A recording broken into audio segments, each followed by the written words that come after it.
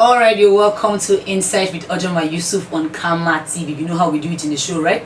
We make sure we educate you, we enlighten you, and then we give you a lasting information, like correct information, not just information. And you know, the 16 days of activism is still on, and that is why I decided to still wear orange. Yeah, I wore orange the last show, and then this time around again, yes, we just keep orange, like we just keep orange in the world, or anyhow you call it. Let's just make the word orange. Yeah, because in this aspect of life, it's GBV is one thing we should not stop talking about until we finally get total change. You might say it's not possible, but to me, I'm sure with the fight and then with the push, we keep pushing on. I think we will definitely get there.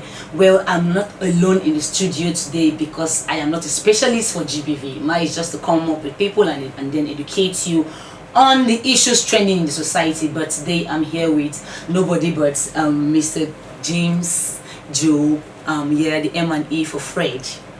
Yes, and Fred is and then Fred is Foundation for Resilience, Empowerment, Development. We would like you to enlighten the people a little on GBV before we go deeply on what we're talking about today. So, can you just tell us what GBV is all about? Thank you for having me this morning. You see, there is.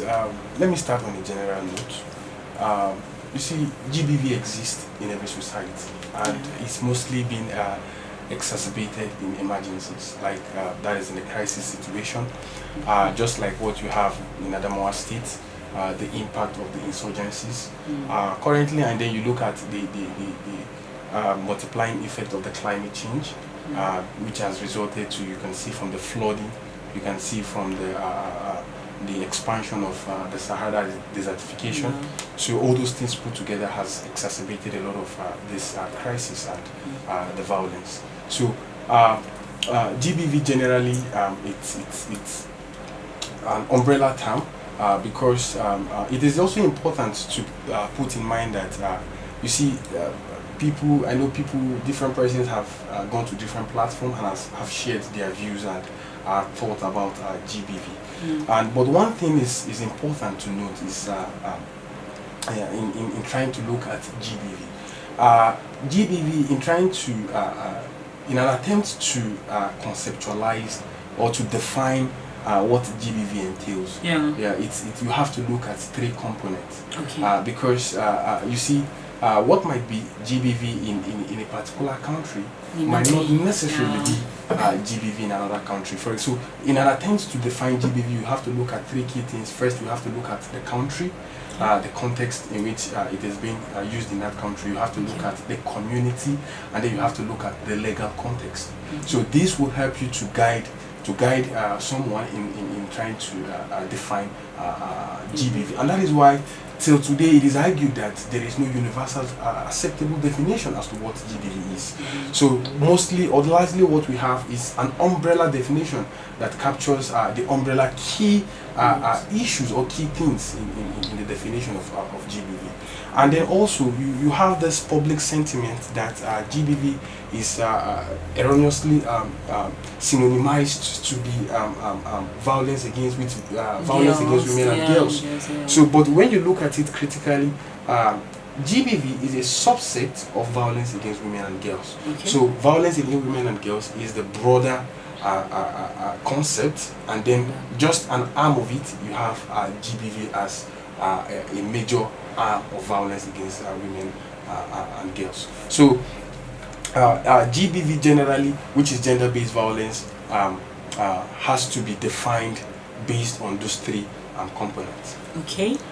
All right. Now, in your capacity as an M&E for Fred, can you really tell us how you get your information here in Adamawa? Like, how do you get the reports of GBV cases?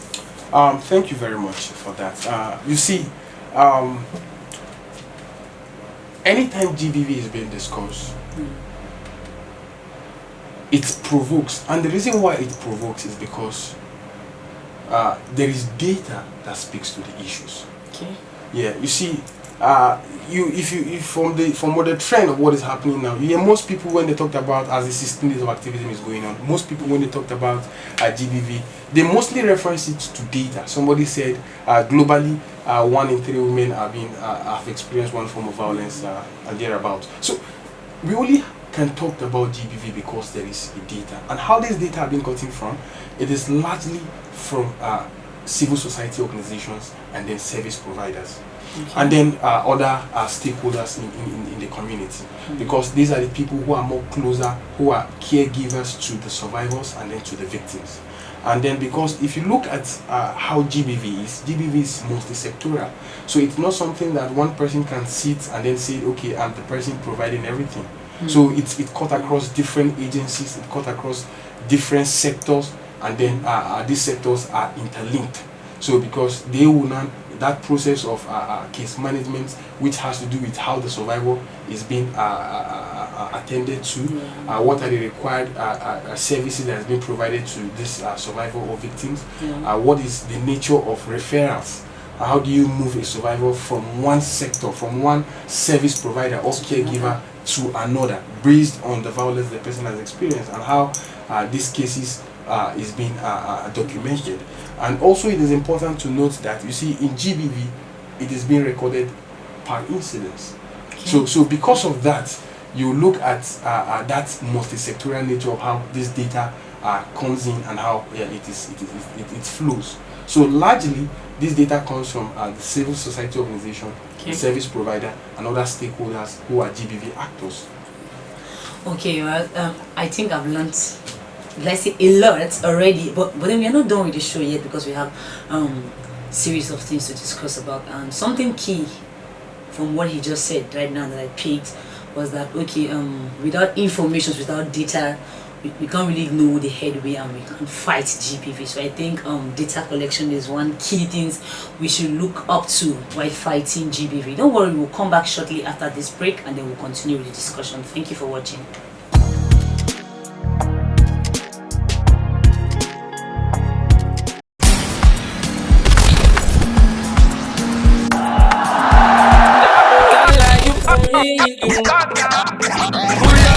I get on my tento. I don't tell you tired. Make we do like extra cool. Oh, and we go back to the time when this love is better. You know I love you, but I'm more.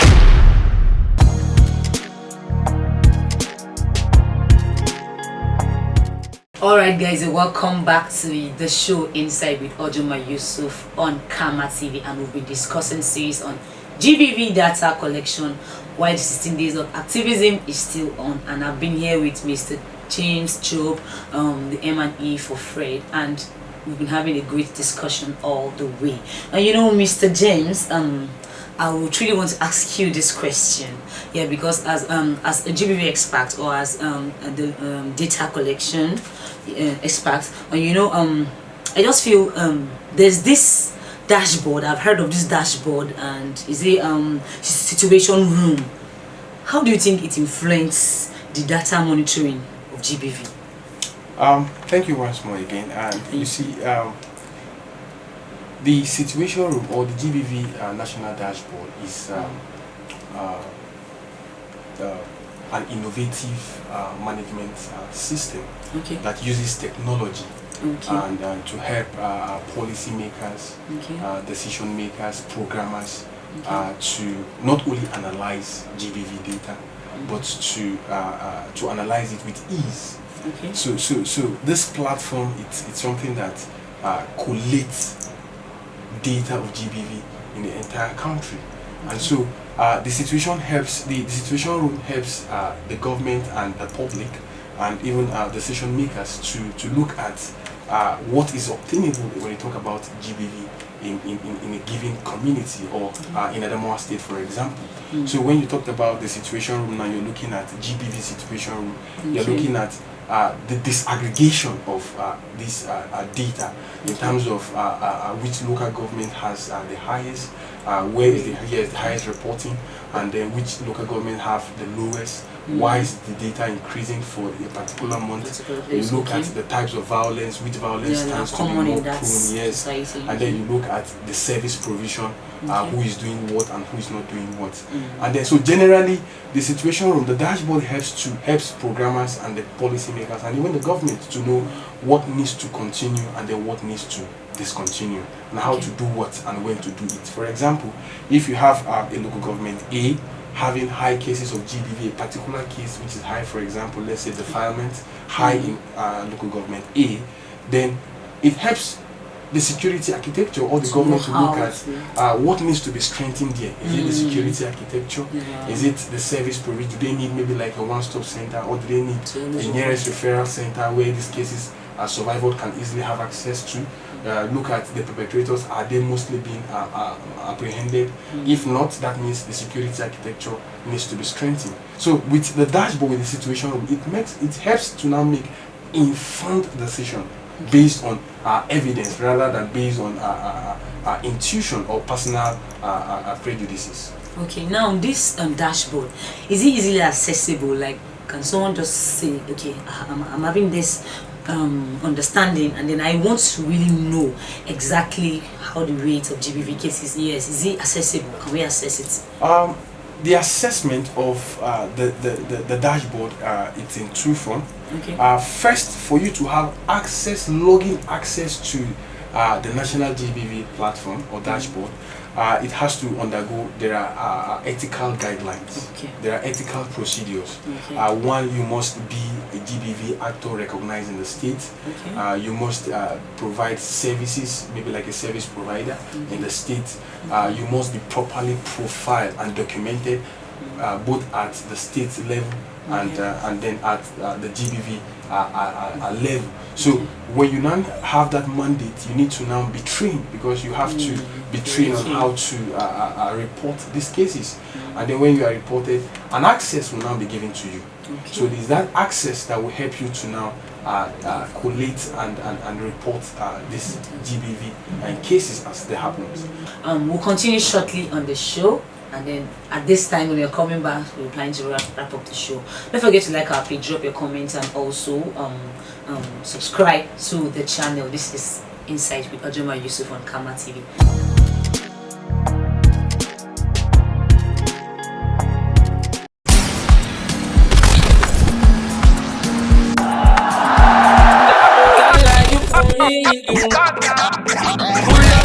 I did on my bento.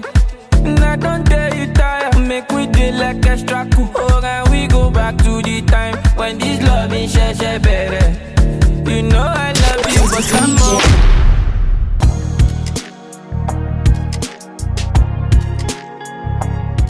Alright people, you're welcome back again from the short break, and we've been talking on GBV data collections, and I've been here with an expert that does that. Like, he's really an expert, and he has been helpful since he has been teaching us knowledge, and I have been learning particularly, and I'm sure you're also learning as you're watching over there. Yeah, Mr. James, I think I'll be asking you this last question so that you tell us your relationship with the Women Affairs in Adamawa, and how that their coordination with stakeholders to get data of GBVs. Can you just tell us a little of how you work together with the Ministry of Women Affairs? Thank you once more again for having me. It's in terms of the coordination with the state ministry and then with stakeholders for GBV timely reporting. Yeah. It's something that you see whenever GBV is discussed, because of GBV is not only multi-sectorial, it is multi-dimensional as well. And so in order for you to have a picture of what is obtainable, report needs to come in as it happens. Exactly, so as it happens. So that is why you see sometimes we talked about real-time data, because it helps to look at what is now obtainable, what is the current state of GBV in a community or in a local government. And so according to the pattern or the flow of the GBV reporting timeline, it is expected that for what we have, report all, for example, now we are in December, It is expected that 5th of December, all pending cases for November ought to have been reported. Okay. Yeah, because this helps the government to have, not only the government, but even the public to have a picture of what is obtainable. For example, now, you have probably the Palm Security Commissioner going for a high level activity that warrants data. So if these data are not being reported timely, it hinders her from having the close to true picture of what is obtainable, and that might have affected the actions or the decisions that will be made at that forum. Okay. So GBV data needs to come timely.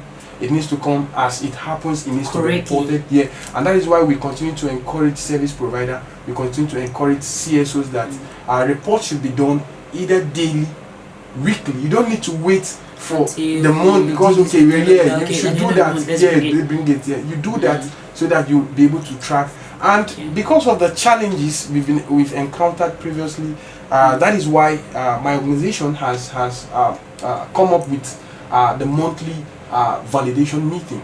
And what that meeting spells to do it spells to checkmate CSOs and service provider who are found wanting of not reporting these cases as at the required time frame. Wow. So for example, now if you said organization A has 20 cases. Okay. Now for that month you have 20 cases. We look at how many of these 20 cases has been reported. So if you have 20 and 10 is reported, so we asked why so it means that 10 has so you have to upload everything for it to see, because it has a reporting loop. There is a flow of data. So at every point in time there are people who approve what we call the validation. So at the organization level, if cases are being reported, those 20 cases are reported, you have the head of that organization or of that GBV sector approves that we have 20 cases in the month of November. These 20 cases have been reported and it's true so the person approved. It moves to the state. The state will now see.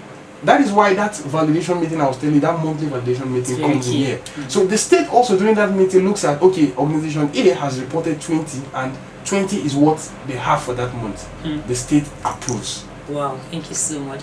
If you didn't really get that hashtag properly, you just said it now again. Data to end gender-based violence. It means data is key and vital. Without data, we can totally fight gender-based violence. Thank you for watching, and don't forget, I am still Ojoma Yusuf, and I've been here with Mr. James Job from the M&A for Fred organization, and they've been doing a great work here in the city of Adamawa. I'm aware, and trust me, I can tell you they've been doing well. Thank you so much for making it to the studio today. Thank you very much. And you out there watching, thank you for taking your time to watch. Don't forget, like the page, drop your comment, and keep subscribing.